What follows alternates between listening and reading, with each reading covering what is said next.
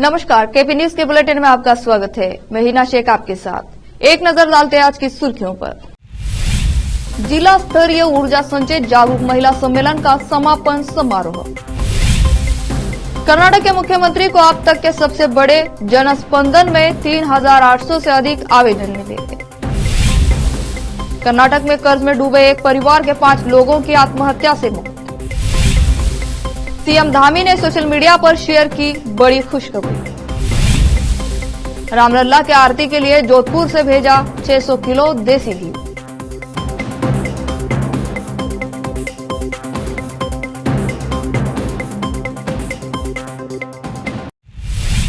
देखते हैं समाचार विस्तार से। शहर के लावण्या हॉल में जिला स्तरीय शक्ति संचय जागृति महिला सम्मेलन के समापन समारोह में वक्ता के रूप में आई वरिष्ठ वक्ता और अनुवादक श्रीमती शुभा दोतिहाल ने कहा कि संस्कृति को बचाने में मां की भूमिका महत्वपूर्ण है।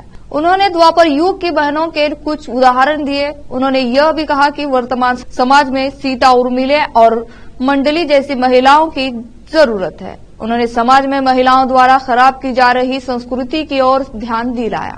उन्होंने कहा कि प्रत्येक पुरुष में संस्कार विकसित करने की अहम जिम्मेदारी महिलाओं को निभानी चाहिए।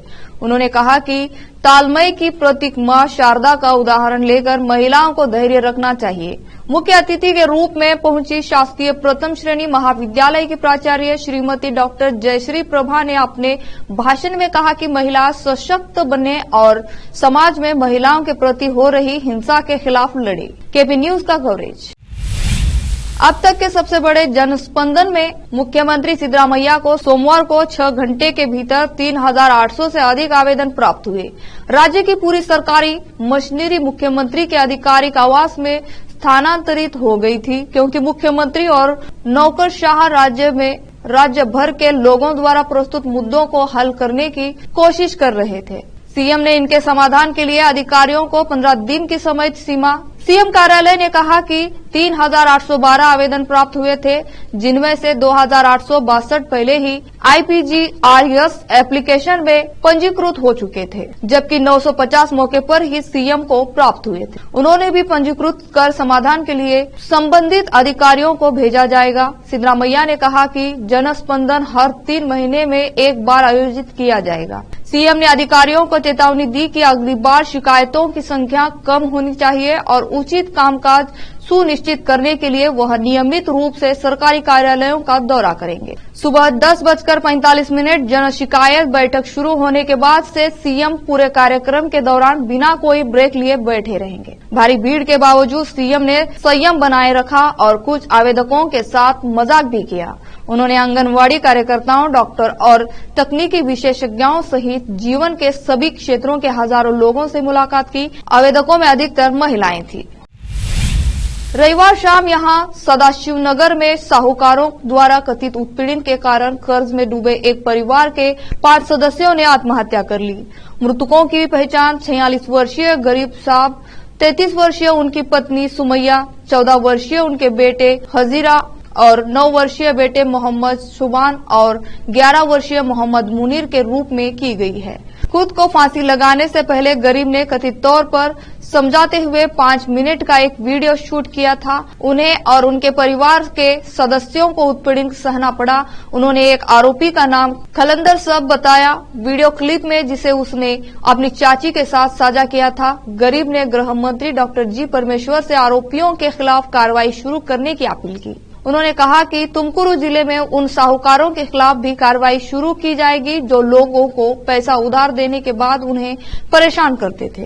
पुलिस ने इस सिलसिले में 5 संदिग्धों को हिरासत में लिया है। डॉक्टर परमेश्वर ने कहा कि तुमकुरू के पुलिस अधीक्षक अशोक केवी को लोगों को परेशान करने वाले साहूकारों के खिलाफ कार्रवाई करने का निर्देश दिया गया है। उन्होंने कहा कि वे इस घटना को मुख्यमंत्री के संज्ञान में लाएंगे और गरीब परिजनों को मुआवजा दिलाने में मदद करेंगे। उत्तराखंड के मुख्यमंत्री पुष्कर सिंह धामी ने मंगलवार को कहा कि सिलक्यारा सुरंग के मलबे में से बचाव पाइप डालने का काम पूरा हो गया है और सुरंग में पिछले 16 दिन से फंसे हुए 41 मजदूरों को जल्द ही बाहर निकाल दिया जाएगा। बचाव कर्मियों ने सुरंग में मलबे में 60 मीटर तक ड्रिलिंग का काम मंगलवार दोपहर तक पूरा कर लिया। धामी ने एक्स पर लिखा, बाबा भौकनाथ के अपार आशीर्वाद से देश के करोड़ों नागरिकों की प्रार्थनाओं के फलस्वरूप और अभियान में लगी बचाव एजेंसियों के अथक प्रयासों के कारण सुरंग में पाइप डालने का काम पूरा हो गया है और हमारे भाइयों को जल्द ही बाहर निकाल लिया जाएगा। सुरंग का एक हिस्सा 12 नवंबर को ढह गया था और 41 मजदूर इसके अंदर फंस गए थे। श्रमिकों के बाहर आते ही उन्हें चिकित्सीय सुविधा मुहैया कराने के लिए घटनास्थल से 30 किलोमीटर दूर चिन्याली सौड़ सामुदायिक स्वास्थ्य केंद्र में 41 बिस्तरों का अस्पताल तैयार किया गया है। पिछले एक पखवाड़े में भारी वाहनों की नियमित आवाजाही के कारण उबड़ खाबड़ हो चुकी सुरंग के बाहर की सड़क की मरम्मत की जा रही है। एम्बुलेंस की सुचारू आवाजाही के लिए मिट्टी की एक नई परत बिछाई जा रही है। वरिष्ठ पुलिस अधिकारियों ने सुरंग के बाहर सुरक्षा कर्मियों को निर्देश दिया कि जैसे ही श्रमिक उनके लिए तैयार किए जा रहे निकासी मार्ग से बाहर आना शुरू करें, वे तुरंत कार्रवाई में जुट जाएं। सोमवार को दिल्ली एनसीआर क्षेत्र में हुई हल्की बारिश ने मौसम के मिजाज को खुशनुमा बना दिया है। बारिश के बाद राजधानी क्षेत्र का आसमान भी बाकी दिनों के मुकाबले साफ दिखाई दिया, पर क्या इस बारिश के बाद भी दिल्ली की हवा इतनी साफ हुई कि लोग खुलकर सांस ले सके? मंगलवार को दिल्ली में क्या है वायु गुणवत्ता यानी AQI का हाल? केंद्रीय प्रदूषण नियंत्रण बोर्ड के अनुसार पिछली शाम हुई हल्की बारिश के बाद राजधानी क्षेत्र का AQI थोड़ा सुधरा है। दिल्ली में हवा की गुणवत्ता गंभीर से निकलकर बहुत खराब श्रेणी में आ गई है। मंगलवार की सुबह एनसीआर के अधिकांश क्षेत्रों में AQI 400 से नीचे दर्ज किया गया, जबकि कुछ में वायु गुणवत्ता 400 से ऊपर देखी गई है। शादीपुर में 301 AQI दर्ज किया गया है। वहीं नोएडा के सेक्टर 125 में 308, सेक्टर 62 में 342, सेक्टर 1 में 305 AQI दर्ज किया गया है। लेते हैं छोटा सा ब्रेक, जल्द लौटते हैं ब्रेक के बाद।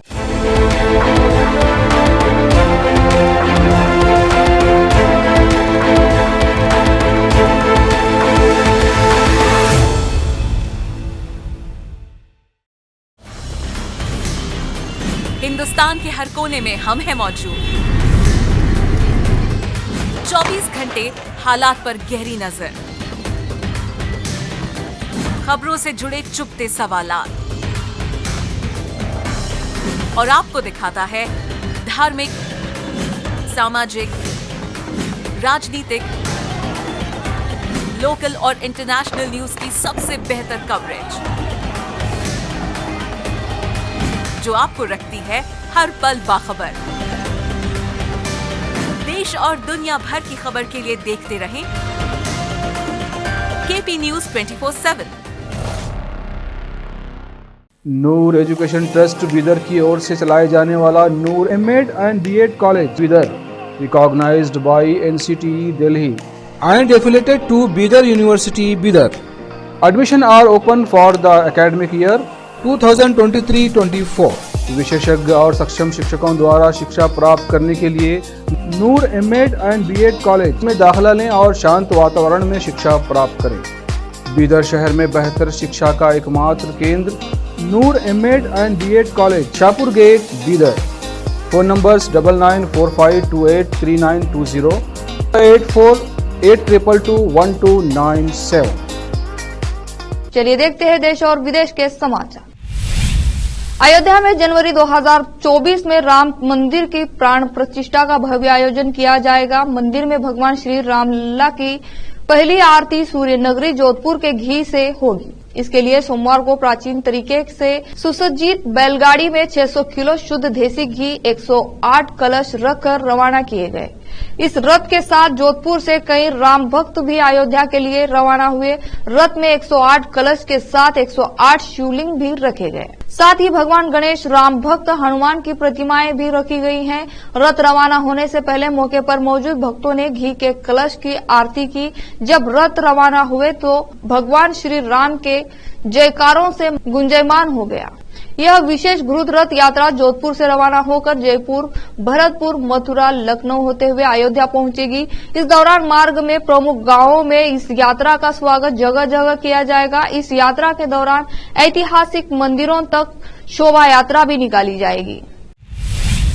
मध्य प्रदेश के मुख्यमंत्री शिवराज सिंह चौहान ने विश्वास जताया है कि भाजपा राज्य में 5वीं बार सरकार बनाएगी। मप्र में इस महीने की शुरुआत में विधानसभा चुनाव हुए हैं तथा मतों की गिनती 3 दिसंबर को होगी। महिलाओं के लिए अपनी सरकार की प्रमुख लाडली बहना योजना का जिक्र करते हुए चौहान ने सोमवार रात कहा कि भाजपा कार्यकर्ताओं ने ईमानदारी से प्रयास किए हैं और लाडली बहना योजना के लाभार्थियों ने पार्टी की जीत सुनिश्चित करने के लिए सभी बाधाओं को दूर कर दिया है। सीहोर जिले में अपने गृह क्षेत्र बुधनी में पार्टी कार्यकर्ताओं को संबोधित कर रहे थे। राज्य विधानसभा चुनाव 17 नवंबर को हुए थे और वोटों की गिनती 3 दिसंबर को होगी। चौहान के नेतृत्व वाली प्रदेश भाजपा सरकार ने सबसे पहले इस साल मार्च में लाडली बहना योजना की घोषणा की, जिसके तहत मात्र महिलाओं को 1250 रूपये प्रति माह दिए जाते हैं और जून से वित्तीय सहायता का वितरण शुरू किया गया। शुरुआत में इस योजना के तहत महिलाओं को 1000 रूपये की वित्तीय सहायता प्रदान की जा रही थी और अगस्त में इसे बढ़ाकर 1250 रूपये कर दिया गया। भाजपा ने इससे पहले राज्य में 2003, 2008, 2013 और 2020 में सरकार बनाई थी।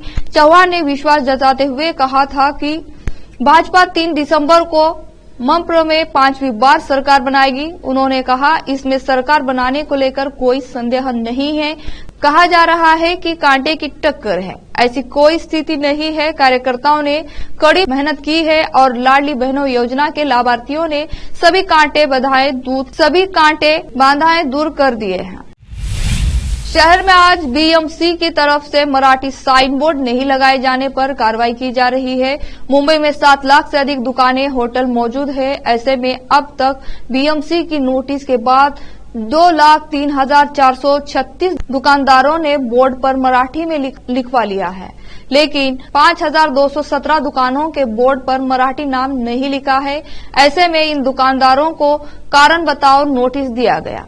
बता दें कि सुप्रीम कोर्ट की तरफ से ऑर्डर आने के बाद 2 महीने का लंबा वक्त दुकानदारों को दिया गया था ताकि वह दुकान का नाम बोर्ड मराठी में लिख ले। इसके बावजूद भी जिन दुकानों के बाहर नाम मराठी में नहीं है या मराठी दूसरे भाषा के मुकाबले छोटे अक्षर में है तो उस पर कार्रवाई की जा रही है। बता दें कि बीएमसी के 24 वार्डों में हर वार्ड की एक टीम बनाई गई है जो दुकानों में जाकर इस बात की जांच कर रही है कि नाम मराठी में लिखे हैं या नहीं।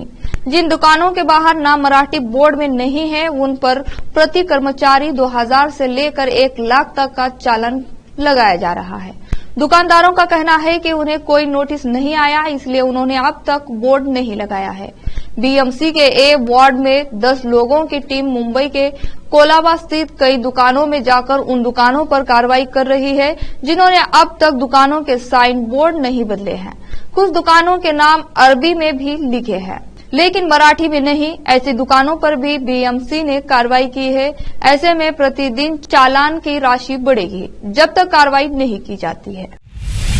उत्तर कोरिया का तानाशाह किम जोंग अपने जासूसी सैटेलाइट से अमेरिकी राष्ट्रपति के घर व्हाइट हाउस पर दिन रात नजर रख रहा है। इससे अमेरिका की नींद उड़ गई है। व्हाइट हाउस अमेरिकी राष्ट्रपति व्हाइट हाउस का निवास और दफ्तर है। ऐसे में उत्तर कोरिया का दिन रात 24 घंटे व्हाइट हाउस पर नजर रखना अमेरिका के लिए टेंशन बढ़ाने वाला है। तानाशाह पहले ही लंबी दूरी की मिसाइलों का टेस्ट कर चुका है। उत्तर कोरिया ने हाल ही में सैन्य जासूसी उपग्रह को सफलतापूर्वक कक्षा में स्थापित किया था।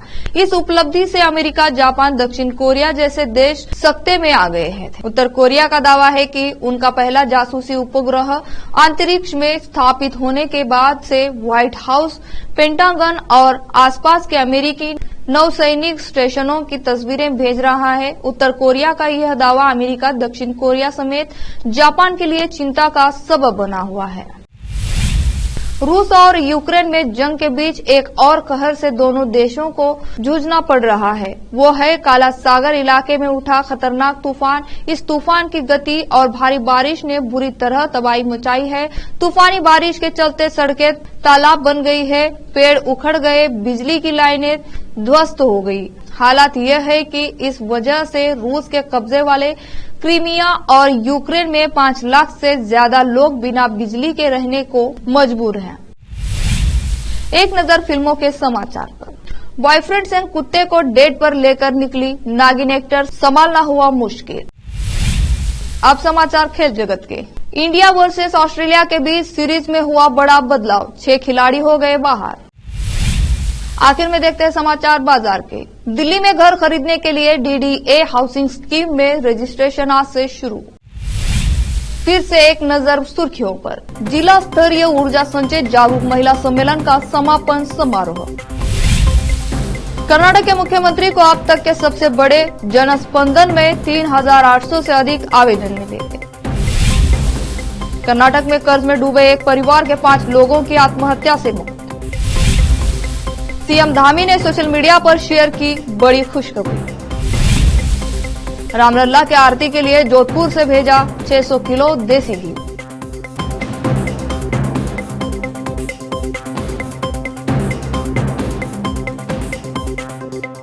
केपी न्यूज के बुलेटिन में आज इतना ही।